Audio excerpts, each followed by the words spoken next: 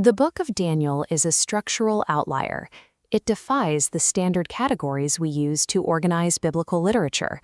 Most modern readers open the text and assume it is simply a standard book of prophecy, a straightforward collection of divine predictions. But its classification actually depends entirely on which ancient canonical tradition you consult. To accurately interpret this text, we have to resolve a cascading series of interconnected hermeneutical questions. This structural split forces a decision on the reader. The book's specific genre dictates its placement in the canon, a choice that directly impacts how we identify the author and the date of composition. The text itself is severed directly in half, split down the middle by two distinct literary genres. This image shows the tiled animal reliefs of the Ishtar Gate, representing the center of the Babylonian Empire. The first 6 chapters operate in this exact environment, written as third-person historical court narratives, documenting the lives of exiles serving a foreign king.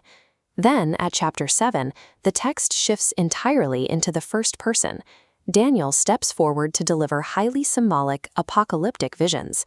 We move immediately from straightforward storytelling and practical wisdom into complex eschatological coding and chaotic beasts. This bifurcated genre is a primary driver of the historical and theological debates surrounding the text. Ancient compilers were forced to decide which half of the book defined its overall character. We map these debates using a hermeneutical matrix of genre, canon, date, and audience. The Hebrew canon sorts Daniel into the writings. The Greek Septuagint groups Daniel with the major prophets. Why does the exact same text act as practical wisdom in one tradition and a major prophetic voice in another? The Hebrew compilers prioritized the first half of the text. They focused on the exilic narratives of chapters 1 through 6, viewing Daniel primarily as a sage navigating a royal court. Conversely, the Greek compilers prioritized the second half of the book. They focused on the apocalyptic visions of chapters 7 through 12, treating Daniel as a predictive prophet. Canonical placement is never arbitrary. It is an active interpretive choice based entirely on which specific genre the ancient compilers valued most. This divergence in canonical placement directly feeds into the next 2 quadrants of our matrix: the date the text was written and the audience it was intended for. On this timeline, the 6th century BCE marker represents the traditional date model. Here, Daniel writes directly from exile. But a second marker drops in the 2nd century BCE, representing the critical date model and later post-prophetic literature. The critical model argues the author is an anonymous Jew living in Palestine. They are writing to a community actively suffering under the severe persecution of the Seleucid king Antiochus Epiphanes. Textual analysis reveals specific historical anomalies that prompt scholars to adopt this later date.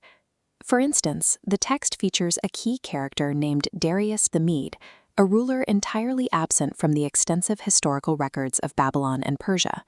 Resolving the date radically shifts the identity of the target audience. It changes them from 6th century exiles who need hope for a return home into a 2nd century persecuted sect fighting for immediate survival. The critical date model introduces a logical hurdle. If written in the 2nd century, how does it perfectly predict the rise and fall of empires prior to that date? The answer relies on a core literary concept in apocalyptic literature known as vaticinium ex eventu, prophecy after the fact. Imagine writing U.S. history using the persona of George Washington. Predicting the Civil War is completely accurate because the events already happened. But in 1990, the timeline fractures. Predictions become inaccurate because the writer has reached their actual present day, attempting real foretelling. The critical view argues the Book of Daniel utilizes this exact mechanism. A 2nd century author recounted history as prophecy, right until the text transitions into actual future eschatology and the details become misaligned. Apocalyptic writers used this recognized literary tool to demonstrate God's absolute sovereignty over the succession of human empires.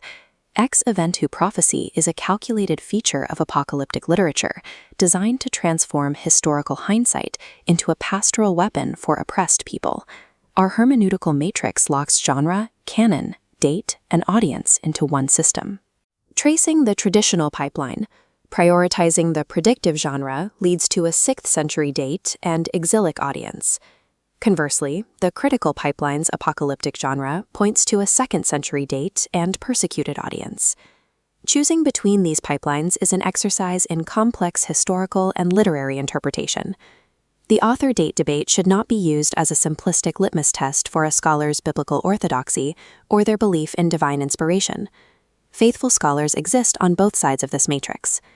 Daniel's enduring theological weight comes precisely from its unique position, resting exactly at the collision point of historical reality and apocalyptic hope.